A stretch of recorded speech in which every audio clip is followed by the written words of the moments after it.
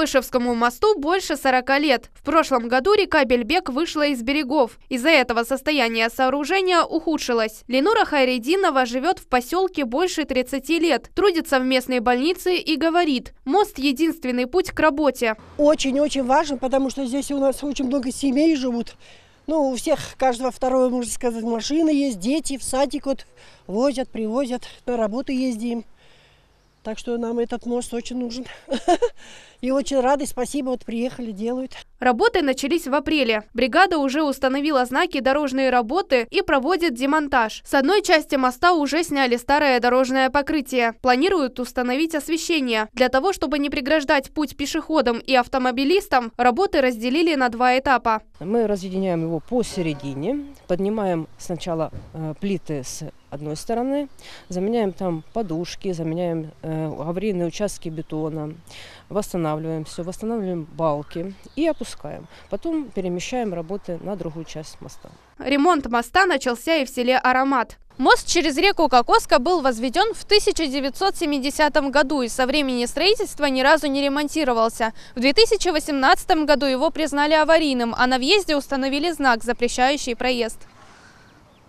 Дорожная бригада демонтировала асфальтобетонное покрытие моста и выполнила устройство монолитного блока упора. Сейчас восстанавливают пешеходную плиту. Кроме того, в ближайшее время планируют укрепить фундамент, заменить опорные части и перильные ограждения. На той стороне переходные плиты, шкафные стенки сделанные под двумя пролетами.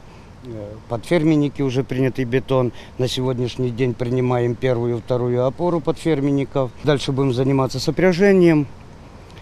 И дальше уже потихоньку консоли с обоих сторон. И уже будем подходить к асфальту. Конуса бетоном укрепления. Две полосы по 3,5 метра в каждую сторону. Два тротуара с одной стороны, с другой стороны. Мост ремонтирует бригада из 15 специалистов. После завершения работ здесь будет две полосы по 3,5 метра, два тротуара и перила.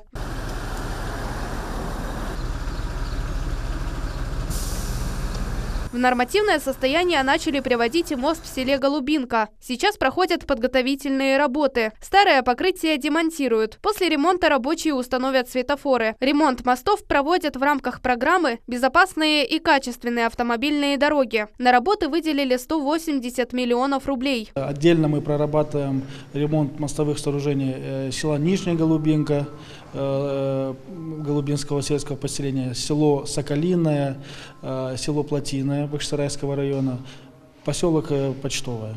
Ремонт мостов в поселке Куйбышево в селах Голубинка и Аромат планируют завершить в сентябре этого года. Сусанна Садыкова, Дмитрий Низовой, телеканал Милет, Бахчисарайский район.